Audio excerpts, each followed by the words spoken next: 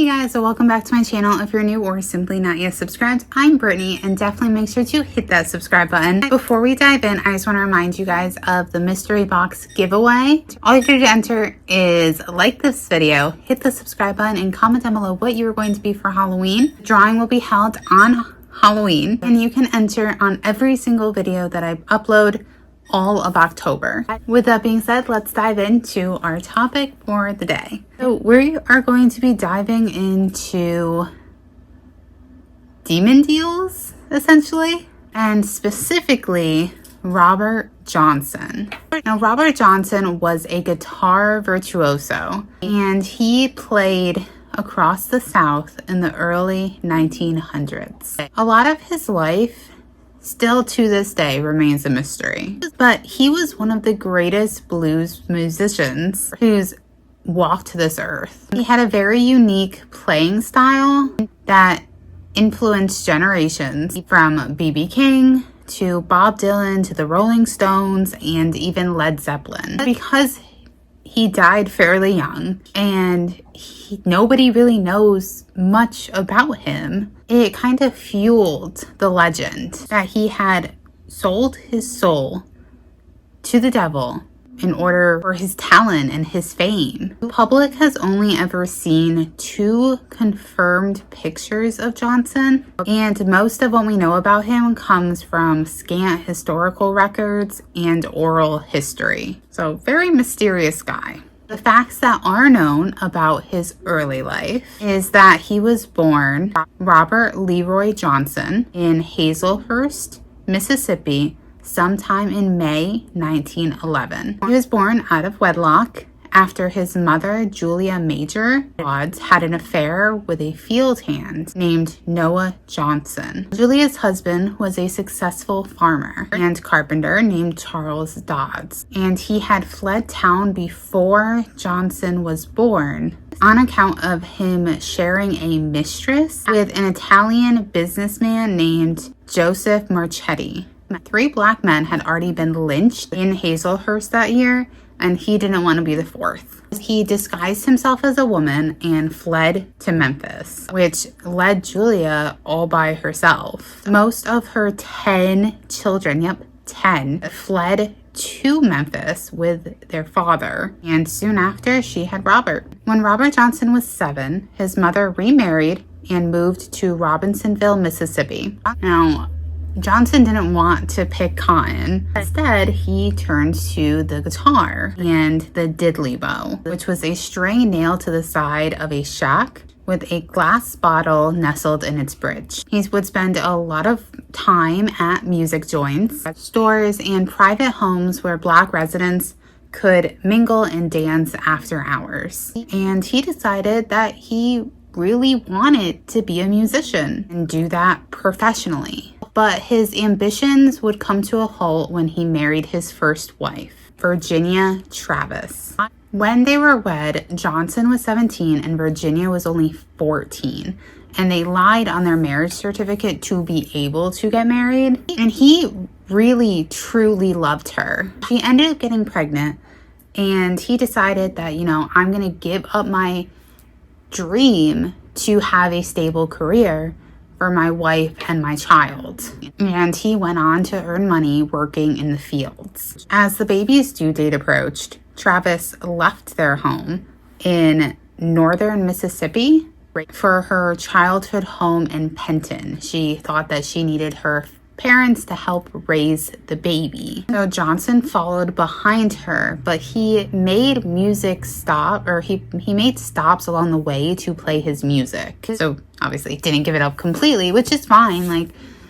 But his wife is close to her due date, probably shouldn't have made those decisions then. By the time that Roberts arrived at her parents' home, his wife and his child had already died. She had complications during childbirth, and unfortunately neither of them made it, which is a horrible loss. But because, Johnson walked in with this guitar, and, her parents had just lost their new grandbaby, had just lost their daughter, they blamed it on Johnson mingling with the devil's music. Age 19, Robert Johnson performed on street corners here and there. He was not very good. During Sun Houses and Willie Brown shows in Robinsonville, Johnson would take one of their guitars during intermission and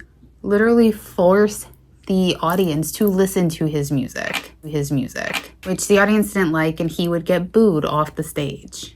It got so bad that Johnson left town altogether, and no one heard from him again. Well, months later, when he showed up at another House and Brown show in Banks, Mississippi, Johnson had asked House for permission to play a piece on stage, and miraculously, they said yes.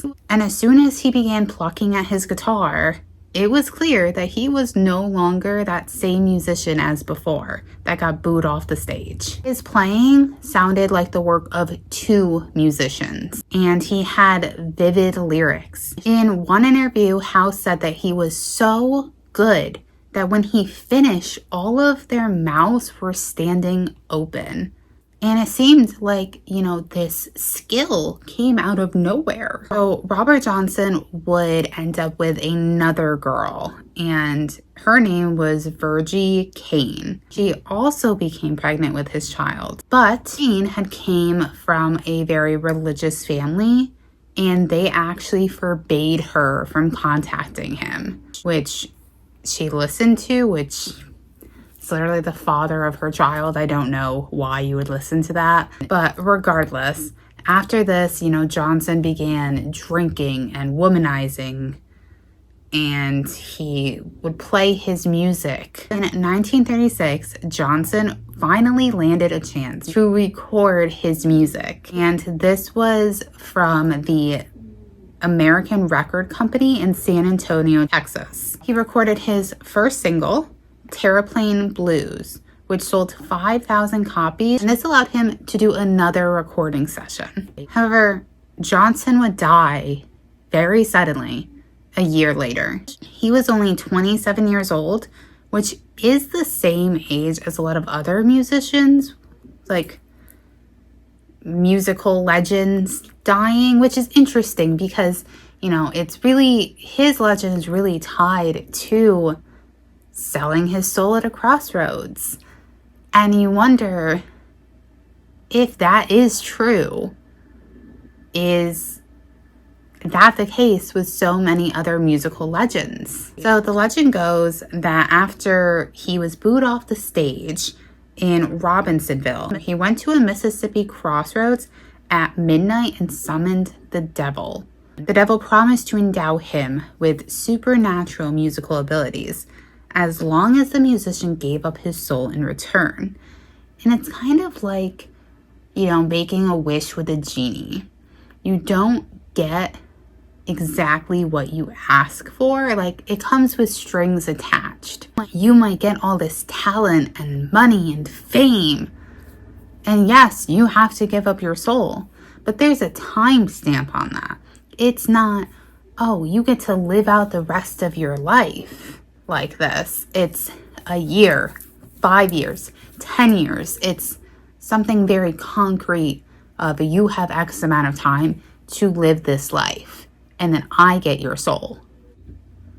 Not a good idea. Historical records do show that he did learn to play the blues by a guitarist named Isaiah Zimmerman. But regardless, the devil myth stuck around. I mean, with only a few months, he completely changed his abilities. There are conflicting reports about how Robert Johnson disappeared. Some say that he was gone for 6 months. Others say 3. Others say a year. So Zimmerman and his wife, Ruth, took Johnson into their home in Beauregard, Mississippi, while they had mentored Johnson. But Robert Johnson would mysteriously die in Greenwood, Mississippi on August 16th, 1938. But his death certificate never listed a cause. Many believe that it was a jealous husband that had, Johnson was having an affair with his wife, so he poisoned Johnson's whiskey because he did receive one as a gift. But it took him 3 days to die.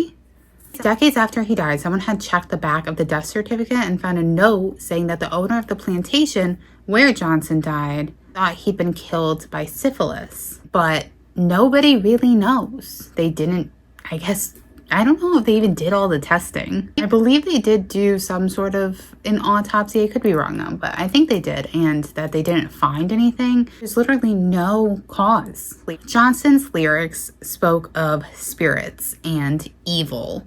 Sometimes explicitly mentioned the devil, like his songs Hellhounds on My Trail. Songs also contained references to African hoodoo, which is a spiritual practice of magic that can be traced back to African ancestry, Black community. In Come On in My Kitchen, Johnson mentions a nation sack, which is a mojo bag that is worn by a hoodoo woman to control their lovers. The lyric goes, "Oh, she's gone. I know she won't come back. I've taken the last nickel out of her nation sack." Some people believe that just the speculation of him selling his soul is degrading of his talent. But it is really strange that he could have put in the work. I'm not saying that, people aren't capable of that. But the fact is, nobody knows much about him. And he went from literally getting booed off the stage after practicing for so long and to being one of the greatest musicians of all time. So that leaves a lot of speculation. Let me know what you guys think in the comments down below. If you have had any paranormal experiences and you want to share them to me, I would love to hear them.